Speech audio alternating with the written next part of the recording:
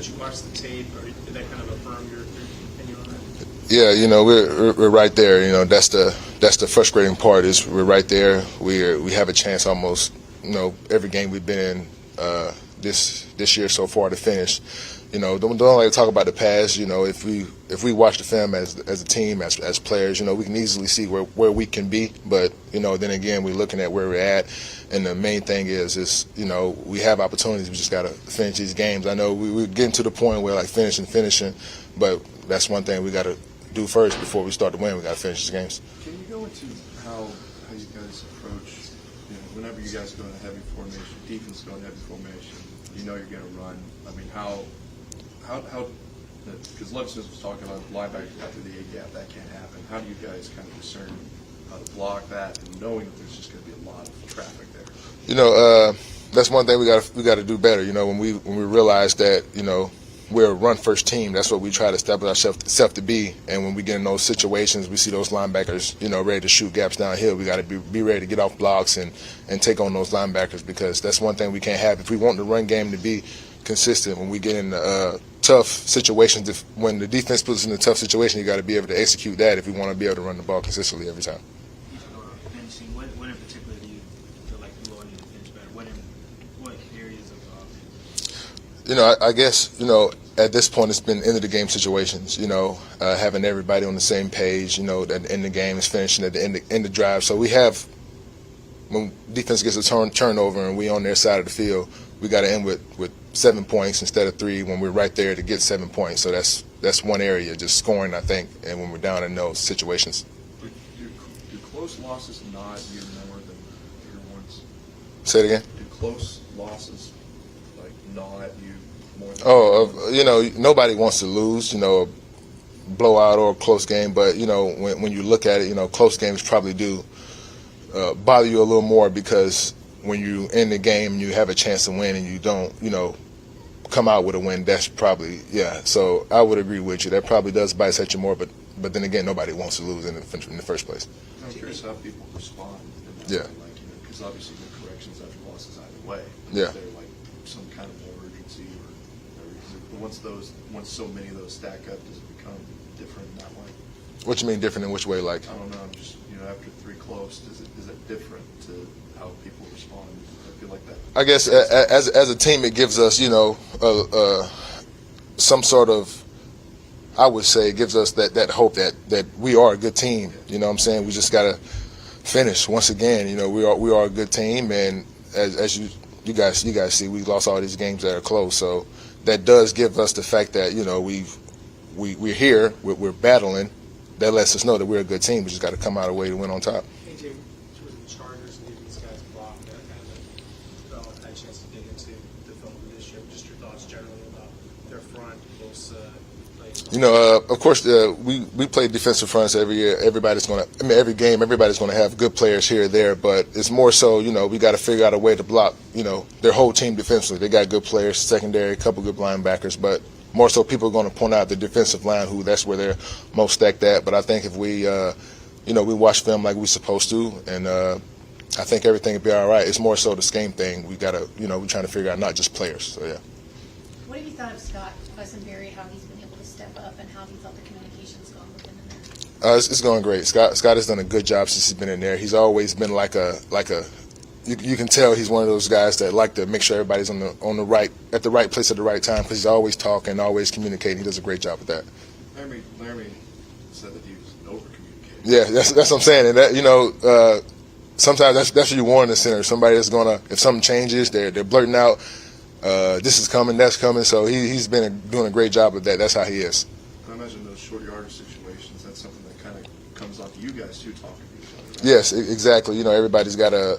If I see something, I got to say something. If Scott, Kenyon, LT, Titus, we all got to do a good job communicating within each other up front. Davis is taking a lot of heat, being that he's a quarterback personally. How would you been aware of what's been happening? Is it some of the criticism a little unfair, or how says everything? It's of course, criticism comes with, playing quarterback or playing this game at all. But at the end of the day, as us players, we know what it takes as a team. We know it's just not falls on one player. It's all of us as a collective group. And I think, we just got to come together and protect him, about what's going on, if people are blaming or whatever, but we just got to hold it down for him. That's what we're going to do for our quarterback. All right. Thanks, guys. Thank you. All right, guys.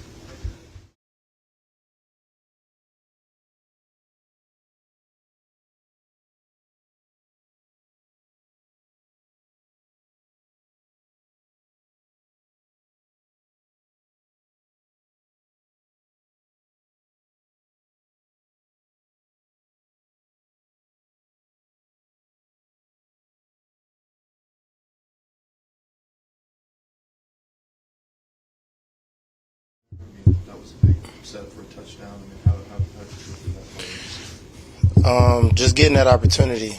We knew we was going to have an opportunity to get some kicks from their kicker.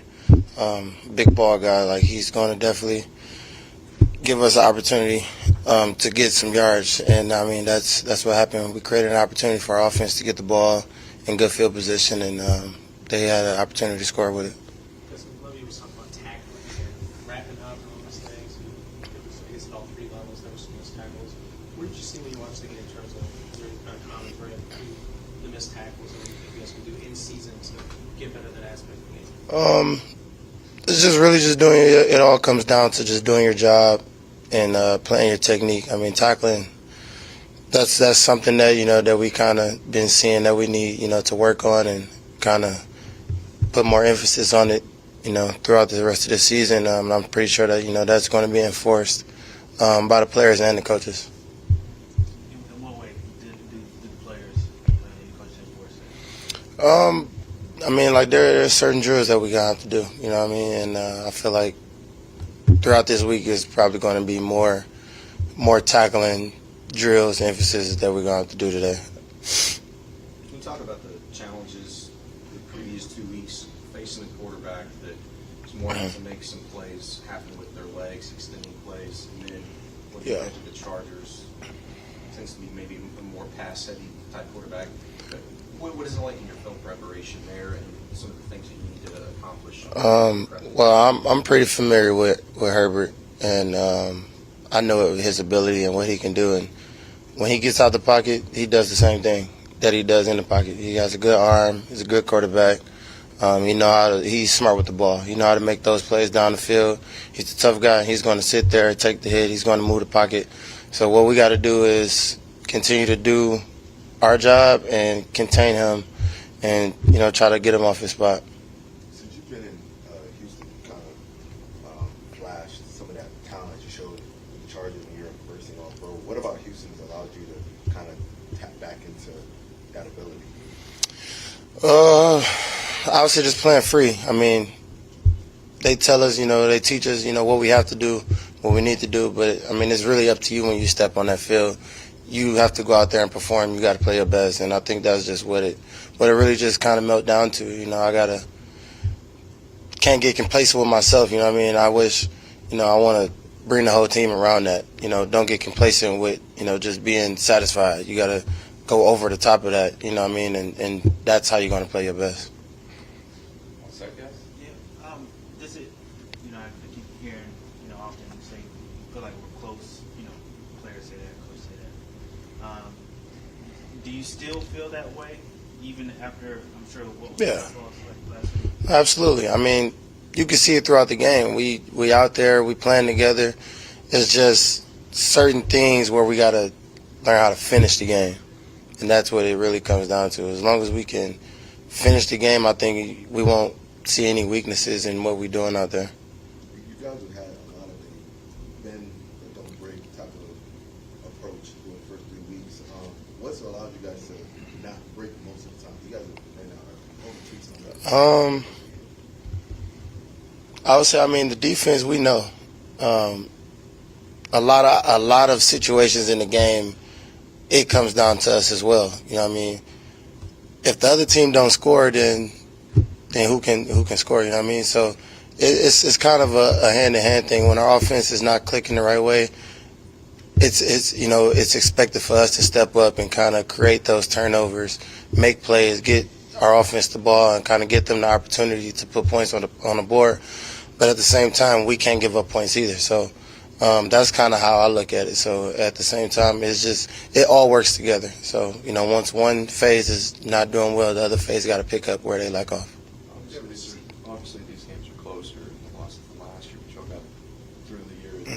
We're getting a jump on some teams close to the end of the year. Here, how do you kind of see the locker room handling that, knowing that there's some tough teams coming out? I wouldn't describe this year as last year. It's totally different team, different mentality. I think we have the mentality to go out there and do what we have to do to win. Just got to figure out that plan. We got to put that plan in phase and kind of move forward into it, and I think that's when everything can start happening for us. That's one area. Their personnel receiver with Keenan Allen, so what are some of the challenges of those two guys and their styles of play? Can you say it again? What do you see some of the challenges from Williams and Allen, their receivers, just and differences in their style of play? Just another good group of receivers. I mean, it's the NFL. They're here for a reason. We got to do our job as being the secondary, being a defense, and stop them from making those plays. Right. Thank you, everyone. Thanks, sir.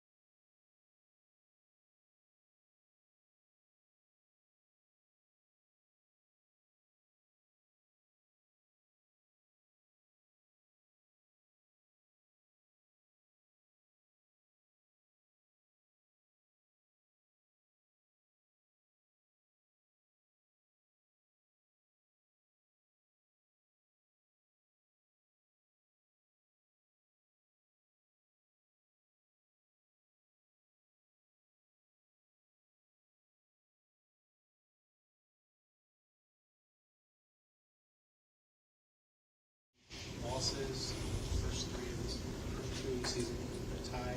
What do you see in terms of finishing that you guys could do differently to turn these into wins?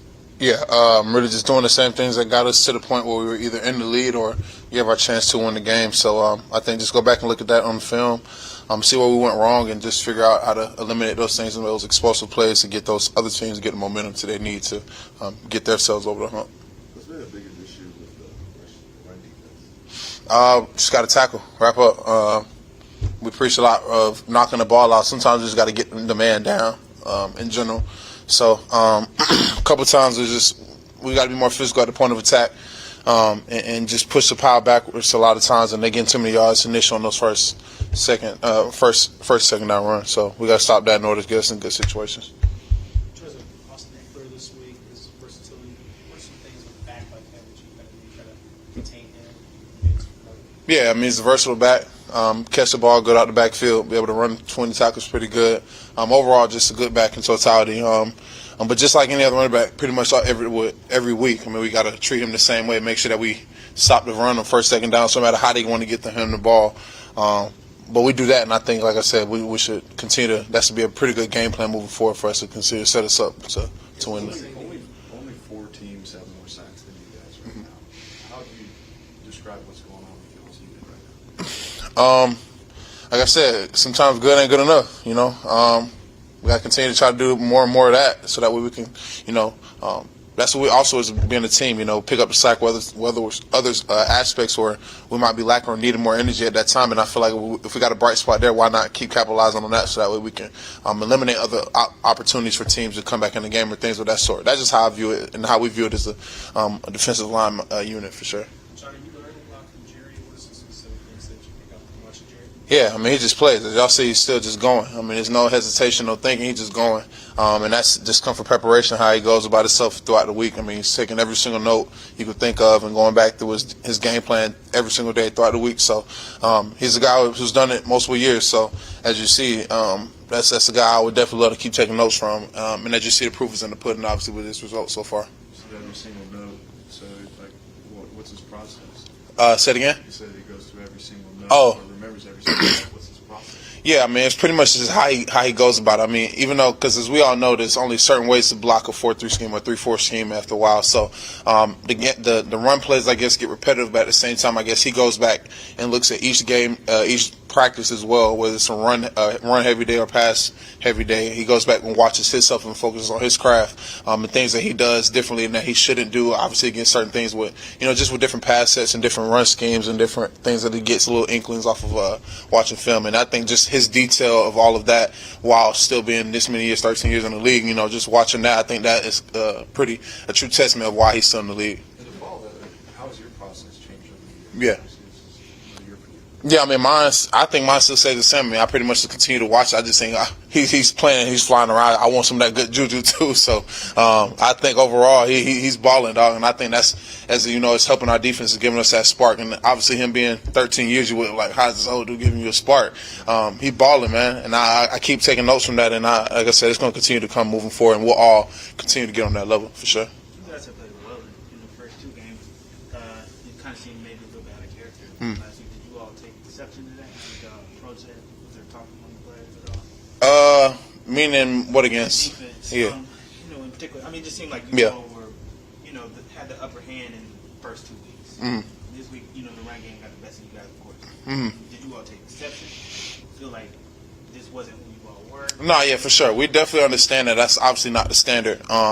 But as we look back at it and watch the film and understand how those big yards came, I mean, obviously you get a jet sweep that we haven't. I mean, it just happened. It's a good play on them, a huge jet sweep. We got 50 yards, and then obviously I missed a sack, and that's like another 40 yards. So that's like almost 100 yards off of 2 attempts already. So you look at that and you just see your eyes get big and look at all that. But in totality, I mean, it can't happen on my end or as a defense in general, but it definitely can make the game look a lot worse than what it was. And if we look back on film, it's little small things that kept getting chunk yards. Like as we just mentioned of tackling, I mean, we can't hit a guy at a point of attack and let him get 2-3 yards after that. So I think just overall in terms of that and how many times they get possession of the ball, the numbers it should look in their favor. But at the end of the day on film and what we do as a result of this game, we got to stop the run no matter how many times we want to do it. You played Herbert last year.